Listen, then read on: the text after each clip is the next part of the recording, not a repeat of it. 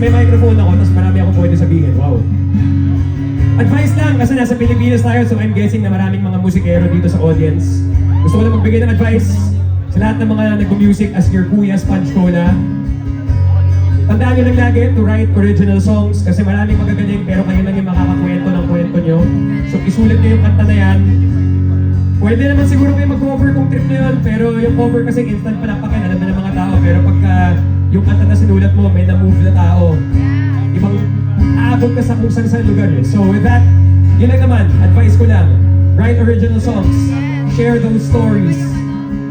So with that, we're gonna play a song that we wrote with our friend from way back when we were in high school. And nakatugtog na kami all over the world. And pinaka-importante, nandito kami ngayon tumutugtog sa harap ninyo dahil sa kanta ko. So,